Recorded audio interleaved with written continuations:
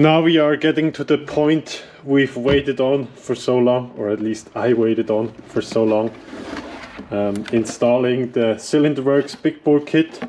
I've got the normal sized gasket, so not the high compression one, but the normal one, because adding 40 cubic centimeters on top is already a big gain. And then we actually have this vertex piston here. And before we can even put the piston on here, we actually need to clean it up and then also install the piston rings here. And I'm gonna not show you that in detail since it's quite straightforward, but you need to first make sure that it's clean. I'm gonna use some brake cleaner just to get any dust and stuff off. And then I'm gonna place the rings on it, and I'm gonna show you exactly what pattern you need to use. It's actually the same as with the standard Suzuki DRZ piston, but it just takes a while to figure it out. So I'm gonna do that off camera, and then I'm gonna show you what I did. But just as a high level introduction, before you even put on the piston rings, you want to make sure that they're actually fitting the piston. So what you would do is you're going to take the compression ring, so the top ring and also the bottom ring, and then you are going to put them inside the cylinder, and then do that from the bottom here, and then just push them in slightly, and then you're going to measure the ring end gap and see if that adds up with the specs provided. With that piston there will be a tiny little manual saying on 4-stroke engines the ring gap should be minimum ring gap per inch or of bore. That's a generic one. Minimum ring gap per inch of bore.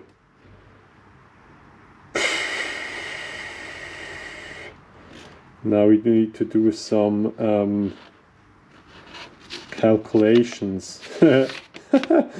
Okay, inch of bore. Lube up the cylinder wall and also the ring. And now we are gonna add in this ring here.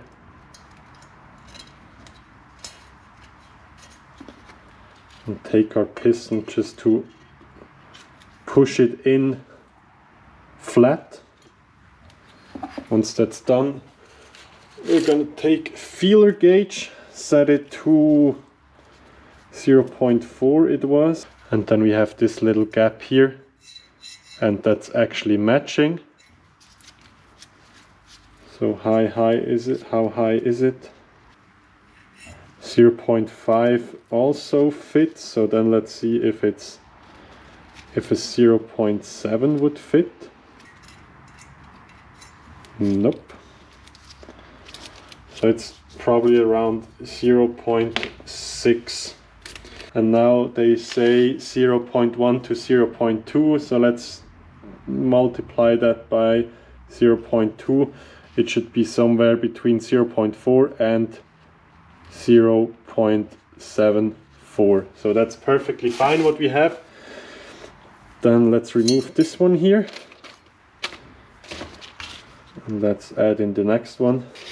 And this should be the top ring anyway, the silver one, and this is going to be the second ring, the one in the middle, and the one in the middle should have more gap, just to reduce like flutter of the piston. So let's just go with that, I guess. Then now, before we install them, let's also kind of lube up our cylinder here, our piston here. And then we are usually going to start with the oil ring here. And now we need to make sure there's an arrow pointing up. And we are actually going to use this arrow to know that the piston is going to look like that. This is going to be the exhaust side. And this ring opening will actually be at the intake side. So we can just throw that in here and make sure the rings, they shouldn't overlap. They should just touch together and be in here centered. That's really hard to see, but I do see it with my bare eye. And then we're gonna take the other thin ring. Actually, these ones are bi-directional.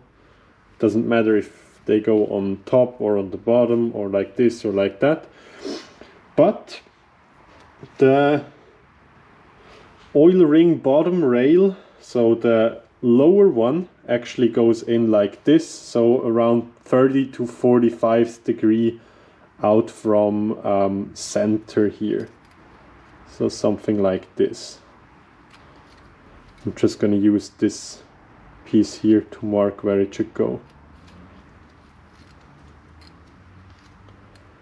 And now we carefully get that to the lower groove here. Okay, so that's the first ring. And then the second ring is actually going to face not on this side, but on this side here.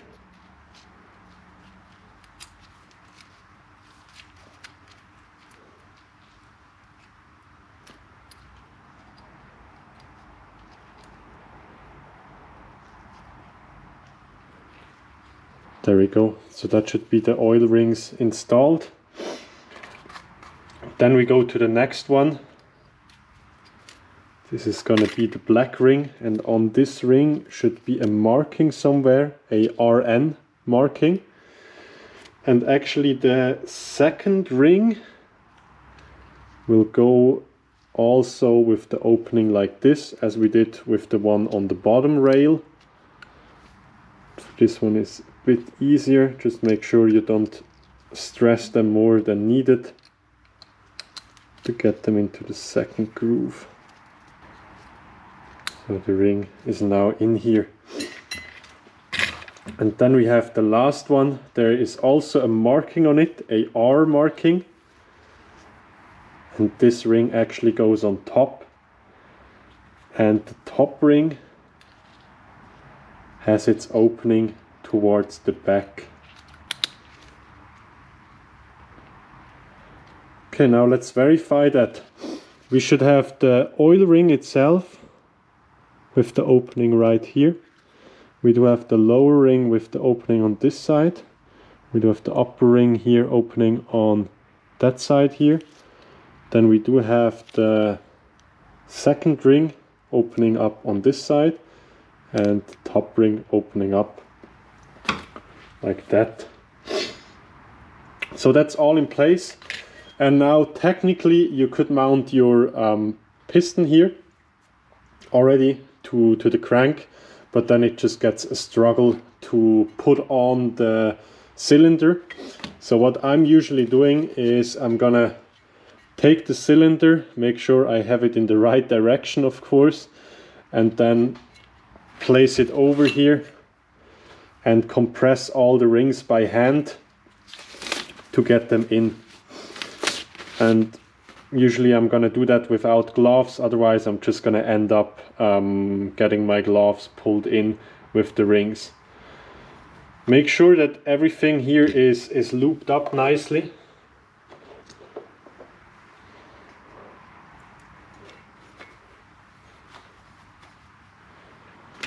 And then what we're gonna do is we're gonna take this piston,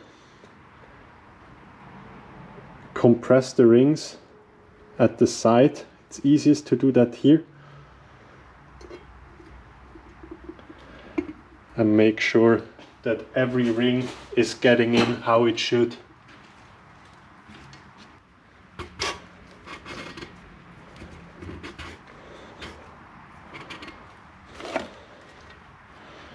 Okay, now there we go, that's in. Now let's make sure to lube up the rest here as well.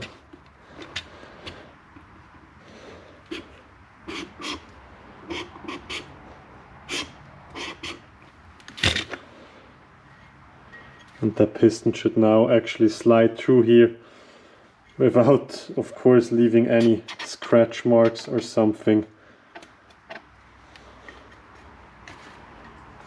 Yep, that seems to work.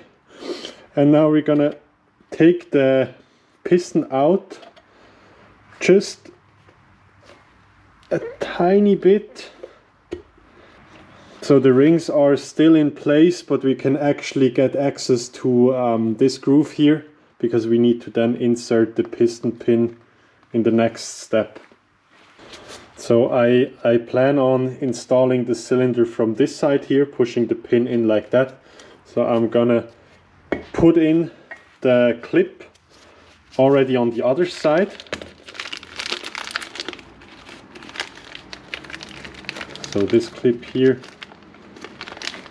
you're actually gonna throw in here with the opening facing down, or maybe like a little bit to the left here, so it doesn't interfere with this hole here. And to do that, actually just slide that in and make sure you're gonna hold tight. I'm usually using long nose pliers here, because you can really get them into this groove without damaging anything on the piston.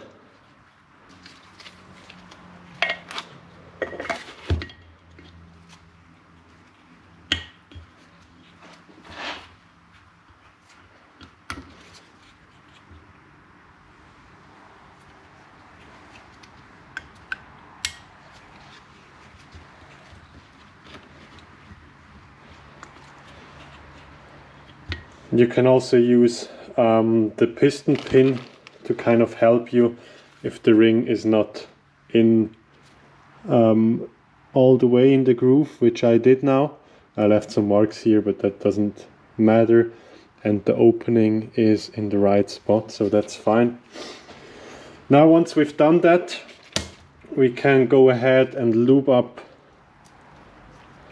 the top bearing here. And now, of course, we need a gasket before we start. So this is going to be the cylinder base gasket. That should go on like this. And now, some of you already noticed, I did. Lucky me, I did. Because there is going to be an oil jet in here. It's going to be this one here. And actually here I'm going to replace the O-ring as well, and this then will be pushed in here. There we go. Now with that done, we can add in the cylinder base gasket. Of course, we made sure that all this here is nice and even, and now we can go ahead and add the cylinder on top. Now let me show that to you from another perspective here. I mean, now that's best if you do it with somebody else, but it's really late at night and everybody's sleeping. So I'm gonna do it myself, and then you can basically just find the right spot and get it all the way in like that. And now that's holding in place, I'm just gonna take a clean rag to make sure if that clip now jumps away, it doesn't end up in our bottom end.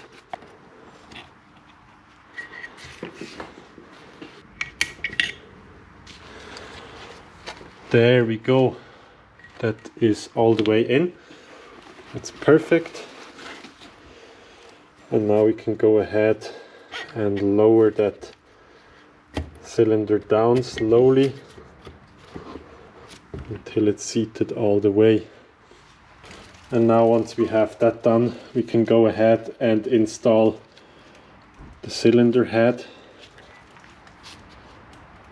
Brand new one. I put in some new valves. Now let's add in these dowel pins here. And then one thing we shouldn't forget is actually going to be the cam chain guide.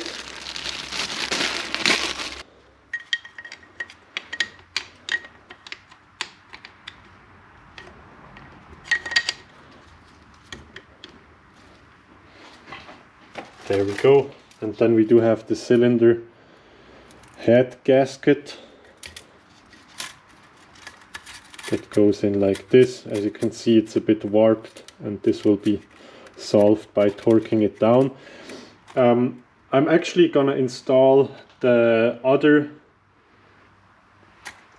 camshaft or cam chain guide later on. So we are gonna take the head,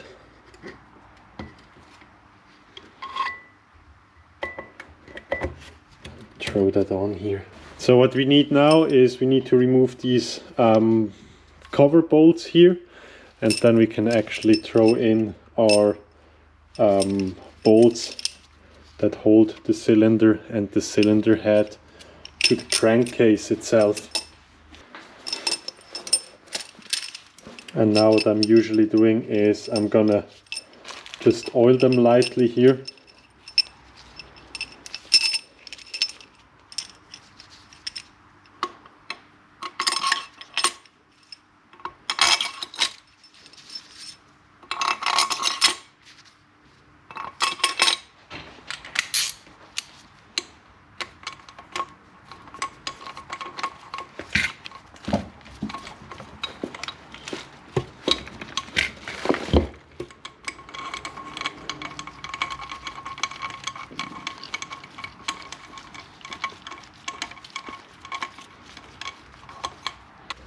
Now there are two torque specs here. The first one is 25 Newton meters and the second one 46.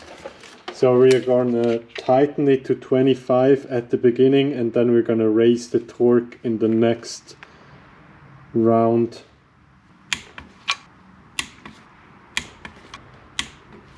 And I'm usually doing 50, since I heard that sometimes they will fail or kind of loosen. I never had that happen, but better be safe than sorry. There. And now it moves a lot easier.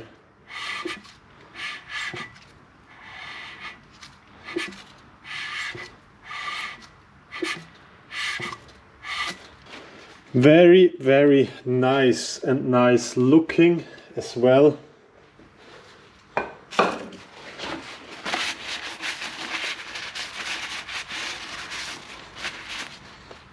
What a beautiful engine. Check that out.